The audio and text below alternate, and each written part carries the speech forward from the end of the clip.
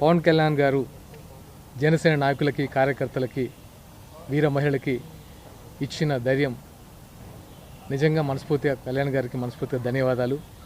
అలాగే ఆయన మాటల్ని ఎన్ని రకాలుగా వక్రీకరించాలో అన్ని రకాలుగా వక్రీకరించి మాట్లాడుతున్న ప్రజా ప్రతినిధులకి మరియు కొంతమంది నాయకులకి ఎన్నిసార్లు చెప్పినా అదే పాట, ఏం చెప్పినా సరే తిరిగి ఆవు పాట ఉంటారు కదా, అదే మాట్లాడతారు తప్ప వాళ్ళు మారని అర్థమైంది.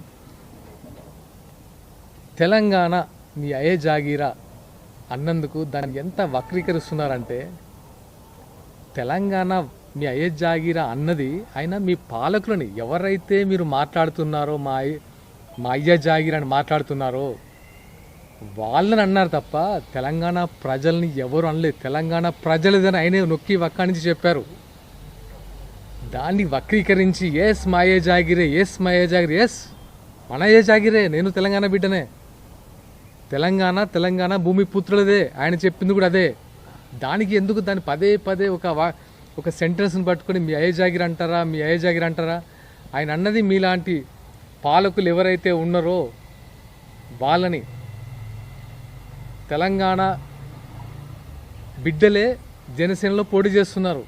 ఆంధ్ర వాళ్ళు వచ్చో లేకపోతే అమెరికా నుంచి వచ్చో పోటీ చేయట్లే. ఇక్కడ తెలంగాణ బిడ్డలు, తెలంగాణలో ఉన్న ఉద్యమకారులు ఇక్కడ పోటీ చేస్తారని చెప్పారు. ఇంత క్లియర్గా చెప్పిన తర్వాత ఎందుకు వక్రీకరించి మాట్లాడుతున్నారు? అంటే వక్రీకరించడానికి ఏం లేక ఏదో ఒకటి మాట్లాడాలి కాబట్టి రకరకాలుగా మాట్లాడుతున్నారు. మాట్లాడే వాళ్ళు ఏమైనా ఉత్తమలా అంటే అవినీతి చిట్ట. ఇక ఎన్ని రకాలుగా చెప్తాం? పొన్నం ప్రభాకర్ గారి గురించి 100 వస్తాయి ఇక్కడ లిస్టు. ఆయన చేసిన అక్రమాల గురించి 100 లిస్ట్ ఇస్తాయి. దాని గురించి పట్టించుకోము, దాని గురించి ఎవరు పట్టించుకోరు. ఈయన మాత్రం ఎప్పుడైతే పవన్ కళ్యాణ్ గారు వచ్చి మేము ఇక్కడ మా వాళ్ళు పోటీ చేస్తారు, తెలంగాణ బిడ్డలు పోటీ చేస్తారు అంటే చాలు విద్వేషాలు రెచ్చగొట్టేసి మా అయ్యే జాగిరి మీ అయ్యే జాగిరి మాట్లాడుతున్నారు. బీసీ సంక్షేమ శాఖ మంత్రిగా మీరేం చేశారు బీసీ పీపుల్కి? చెప్పండి పొన్నం ప్రభాకర్ గారు, చెప్పండి. హుస్నాబాద్కి మీరు ఏం చేశారో చెప్పండి చాలు. ఫస్ట్ ఇవన్నీ పక్కన పెట్టేస్తే కాసేపు పక్కన పెట్టేద్దాం. ఇవన్నీ కప్పిపుచ్చుకోవడానికి, ఏదో రకంగా డైవర్ట్ చేయడానికి డైవర్షన్ పాలిటిక్స్ చేస్తూ రకరకాలుగా నిందలు వేస్తూ చేస్తున్నారు. తెలంగాణ ప్రజలు అన్నీ చూస్తున్నారు. తెలంగాణ ప్రజలు మేము తెచ్చామని 10 సంవత్సరాలు పాలించిన నాయకులను చూశారు. మేము ఇచ్చామని చెప్పుకున్న మిమ్మల్ని 2 సంవత్సరాలు చూస్తున్నారు.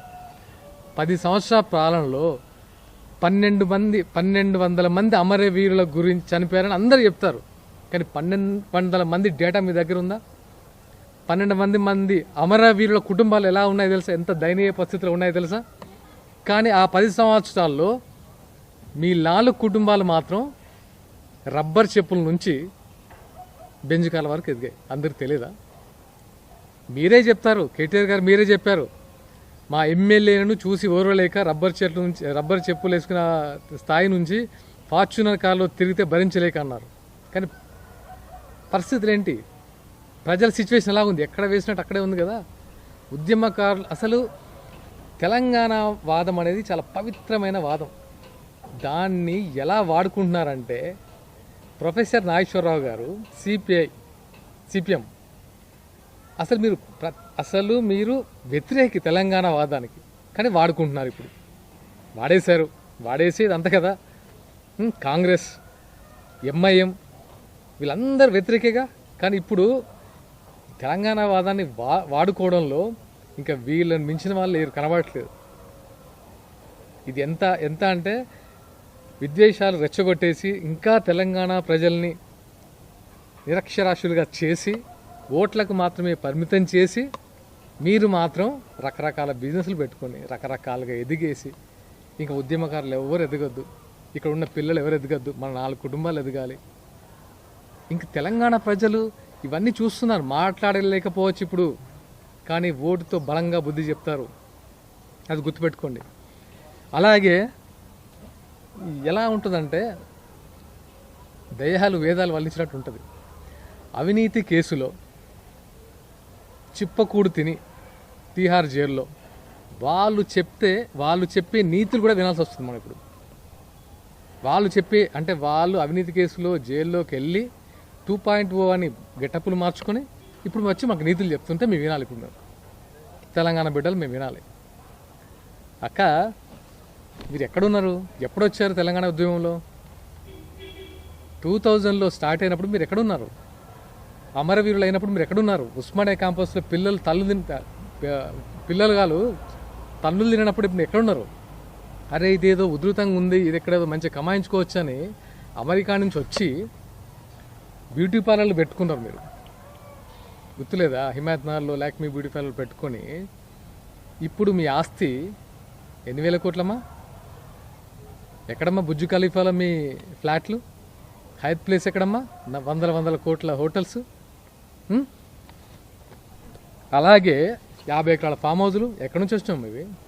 మరి తెలంగాణ అమరవీరుల పర్సెంట్, అమరవీరుల కుటుంబాల పర్సెంట్ అమ్మా చెప్పండి. మీరు తెలంగాణ జాగృతి పేరుతో ఒక బతుకమ్మ ఎత్తేసుకొని ఎంత మనీ ఎన్ఆర్ఐ నుంచి ఎంత మనీ కలెక్ట్ చేశారు? దానికి శ్వేతపత్రం రిలీజ్ చేయమంటే చేశారమ్మా?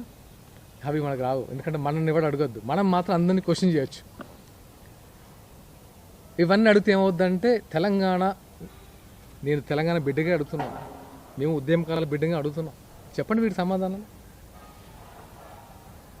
కడుపు మండి 10 సంవత్సరాల పాలనలో ఏమీ కాలేదనే, ఎవరు మా వైపు లేరనే మేము ఇక్కడికి వచ్చాం. మీరు ఎలాగైతే సోనియా గాంధీ గారిని నెత్తిన పెట్టుకొని మీరు పెట్టుకున్నారో తెలంగాణ ప్రజలు, అలాగే మేము కూడా మా పవన్ కళ్యాణ్ గారు తెచ్చుకొని ఒక ఫైటింగ్ స్పీడ్తో వెళ్తున్నాం. మీరు పవన్ కళ్యాణ్ అంటే మమ్మల్ని అన్నట్టే, ఇక్కడ తెలంగాణ బిడ్డలను అన్నట్టే మర్చిపోకండి. ఇక్కడ వేరే ఆయన పక్కన ఎవరు లేరు, తెలంగాణ బిడ్డలమే ఉన్నాం. మా ప్రశ్నకు సమాధానం చెప్పండి. మీరు కోడి చెరువు గురించి ఆమె మాట్లాడుతుంది. ఇన్ని అవినీతి పనులు చేసి చిప్పకూడి తినొచ్చిన ఆమె కోడి చెరువు పవన్ కళ్యాణ్ గురించి అవినీతి మాట్లాడుతుంది. ఆమె నీకంటే ముందే నేను అవినీతి చేసినట్టయితే, నాది ఒకవేళ నాకు అలాంటిది అయితే ప్రెస్ మీట్ ఆ రోజు పెట్టి చెప్పారు తీసుకోండి అని. తీసుకోమని చెప్పు. నిజంగా అక్రమంగా సంపాదిస్తే తీసుకోమని చెప్పండి. తీసుకోండి, రేవంత్ రెడ్డి గారు తీసుకోమని చెప్పారు కదా, మరి ఎందుకు రావట్లేదు? అలాగే మరి మీరు మీ అవినీతి సొమ్ముని ఒకసారి చూపించండి అమ్మా, ప్రభుత్వానికి అప్పగించండి. బాగా మాట్లాడుతున్నారు కదా, చిట్టా ఇప్పండి. మీరు ఎక్కడెక్కడ సంపాదించారు అవి అవినీతితో కదా ప్రూవ్ చేస్తారు కదా తెలంగాణ ప్రజలు. అప్పగించి చూడండి ఒకసారి. ఆ ధైర్యం ఉందా? ప్రెస్ మీట్లకు వచ్చి గెటప్లు మార్చుకొని మాట్లాడడం కాదమ్మా. ఈజీ. మనం మాట్లాడడం మీది, చేయడం చాలా టఫ్. అది మాట మీద నిలబడడం చాలా టఫ్.